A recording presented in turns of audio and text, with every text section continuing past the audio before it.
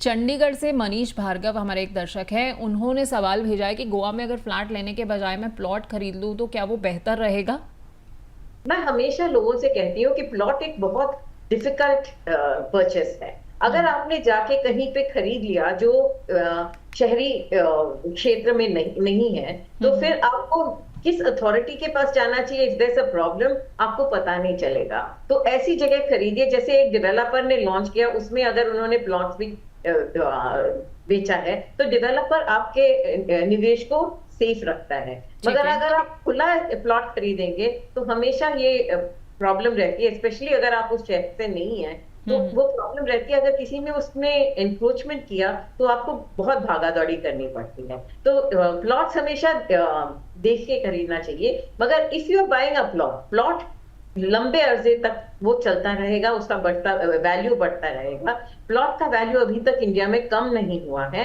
Built property 8, 10, 15 years depending on the construction area वगैरह, हम्म। वो appreciating asset के बाद वो डिप्रिसिएटिंग एसेट हो जाता है, जी। और बाद में आपको सिर्फ प्लॉट का ही वैल्यू मिले।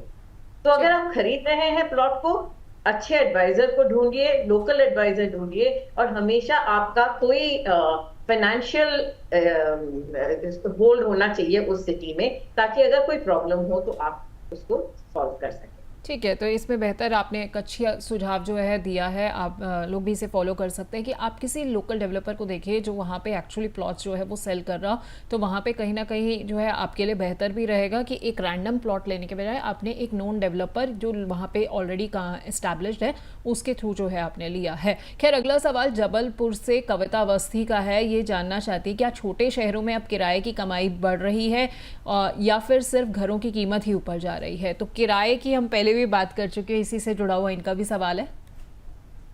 जिन शहरों में बिजनेस है, जिन शहरों में कोई इकोनॉमिक ड्राइवर है, वहां पे रेंट भी बढ़ेगा, क्योंकि नए लोग आएंगे, वहां पे उनको रेंट पे घर चाहिए, तो आपका किराया बढ़ता है। हम्म। मगर छोटे शहर में जहाँ पे इट्स बिकॉज कनेक्टिविटी आ चुकी है, मगर वहां पे अगर ड्राइवर्स नहीं है, तो जब नए लोग नहीं आएंगे तो पुराने लोग रेंट पे नहीं, छोटे शहरों में लोग अपने मकान में ही रहते हैं। ठीक तो है। ये हो सकता है कि अगर किसी के ट्रेडिशनल घर है, किसी की शादी हो गई, बेटे की शादी हो गई, बेटी की शादी हो गई, वो अलग रहना चाहते, तो वही वो रेंटल डिमांड होता है। तो मुझे नहीं लगता है कि बहुत छोटे शहरों में रेंटल डिमांड बहुत बढ़ेगा। वैल्यू अप्रिसिएशन हो सकता है, रेंटल डिमांड वहीं पे बढ़ता है जहां इकोनॉमिक ड्राइवर है। ठीक है, तो यानी कि जहाँ पर कंपनीज आ रही हैं, आपको लग रहा है कि इंफ्रा बेटर हो रहा है और अपॉर्चुनिटीज़ जो एम्प्लॉयमेंट की बेटर हो रही है, वहाँ पे रेंटल इनकम बढ़ने के चांसेस जो होते हैं वो ज़्यादा रहते हैं। तो अगला सवाल अंबाला से कोमल बंसल का है। ये जानना चाहती हैं कि गोवा में एक एयरबीएनबी खरीद कर रेंट पे देना सही रहेगा या फिर किसी दूसरे टूरिस्ट सिटी में ऐसा किया जाए? आप क्या सलाह देंगी ना कि इस टाइम अगर हम इंडिया के हिसाब से बात करें, एयरबीएनबी रेंटल में किस टूरिस्ट सिटी में देना सबसे बेस्ट है या फिर गोवा को चुना जाए? गोवा एक्सपेंसिव है, मगर वहां पे डिमांड तो एंडलेस है। हम्म। अगर आप थोड़ा सा वेट करेंगे, मेरे हिसाब से सिटीज लाइक वाराणसी, अयोध्या, जहां पे आज लोगों को रहने की जगह नहीं मिलती, बहुत एक्सपेंसिव है, होटल्स बहुत एक्सपेंसिव हैं, वहां पे एक बार सिटी का प्लानिंग हो जाए तो वहां पे बहुत अपॉर्चुनिटीज आएंगी। अगर आप फर्दर साउथ जाएं तो कोच्चि एक ऐसा सिटी है, कोच्चि, ट्रिवेंड्रम, ऐसे सिटीज हैं जहां पे बहुत पोटेंशियल है, और वो गोवा से कहीं सस्ते रहेंगे, क्योंकि अभी गोवा जैसा उछाल वहां नहीं आ। ठीक है, तो गोवा में जो है फ़िलहाल आपको प्रॉपर्टी के रेट ज़्यादा मिलेंगे। हालांकि ये है कि काफ़ी लोग जो है वहाँ पे आते भी हैं तो रेट पे चढ़ने की संभावना भी ज़्यादा रहती है। लेकिन दूसरे शहरों को, जैसा कि जयश्री जी ने बताया, कि आप एक्सप्लोर कर सकते हैं। कोची है, इसके अलावा अयोध्या है, वाराणसी है, ये सारे शहर हैं जिनको आप एक्सप्लोर कर सकते हैं। तो जयश्री जी, एक दो चीज़ें मैं आपसे और समझना चाहूँगी। आपको अब आगे क्या लगता है कि टीयर 2 शहरों में ये जो हम ग्रोथ के ट्रेंड की बात कर रहे हैं, आगे कितना आपको लग रहा है जारी रहेगा? और ऐसा रहेगा कि ब्रांडेड डेवलपर्स जो है, जो अब तक मेट्रो सिटीज़ में ही रुके हुए थे, उनको लग रहा था कि भाई मेट्रो सिटीज़ में जो है हमें ज़्यादा अच्छा जो है दिख रहा है मार्केट, और इसके अलावा ये भी था कि लोग जो थे टीयर 2 टीयर 3 शहरों से मेट्रो में आते थे, तो ब्रांडेड डेवलपर भी ऑब्वियसली वहीं घर पर आते थे। लेकिन अब आपको लगता है कि इनका रुख जो है वो टीयर 2 सिटीज़ की तरफ जाएगा? मुझे लगता है जाएगा। And one of the biggest reasons is senior living.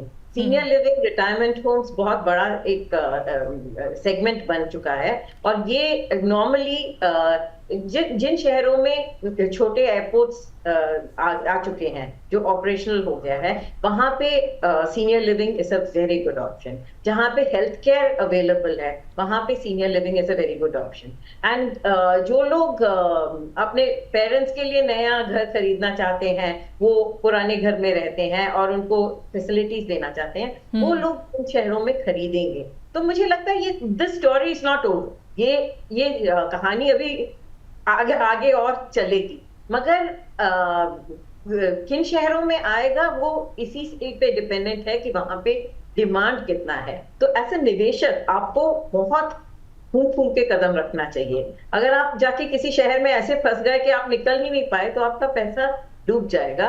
तो हम्म। हमेशा उसमें अच्छी तरह से स्टडी करें। मैजिक ब्रिक्स, 99 एकर्स, बहुत सारे सैवल्स, सब स्टडीज कर रहे हैं छोटे शहरों में। इकरा भी स्टडी कर रहा है। तो स्टडीज को नॉर्मली पढ़ते रहें और अपना रिसर्च खुद करें।